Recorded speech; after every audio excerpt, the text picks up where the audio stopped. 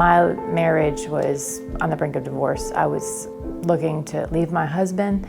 My son was 1.5. We had been married for about 7 years. I was listening to a Focus on the Family podcast, and she was talking about her abusive past, her marriage that was crumbling, and how God redeemed and restored it. And I couldn't help but think, if her God is the same as my God, then why not save me? Why not save my marriage?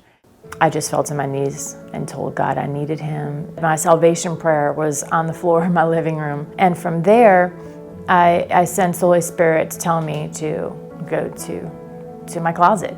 I remember the first prayer in my closet I prayed. I was talking about my marriage and freaking out about it. And God stopped me and said, I care about your marriage. I do, but I care more about your relationship with me. And that's when my prayers just began to change. So I just began to focus on my relationship with God, and I wasn't telling my husband anything that I was doing.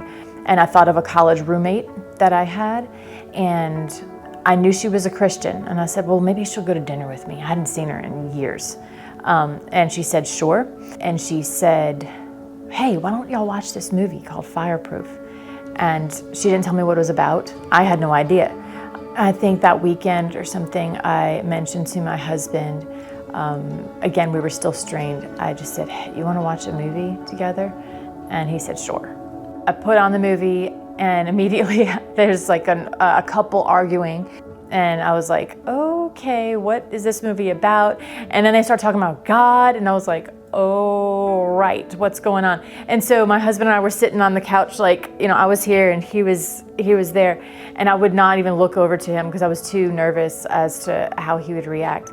The gospel was presented, and I for sure thought he was going to be angry when the gospel was presented. The movie was over, and I said, I just had the courage to look over to see what he was doing. And I looked over at him, and he was crying.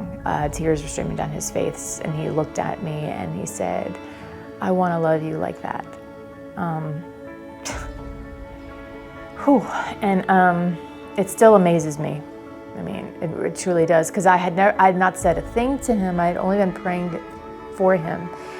And I told him that he could love me like that with God's help. And God saved him through that.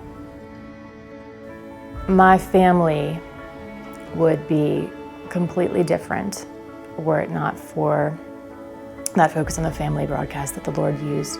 God has knit us together rather than apart. My 7-year-old daughter wouldn't have even been born because I would have left him before we had her. And she's such a blessing. But by the grace of God, he used Focus on the Family and to bring us that full and abundant life that Jesus talks about.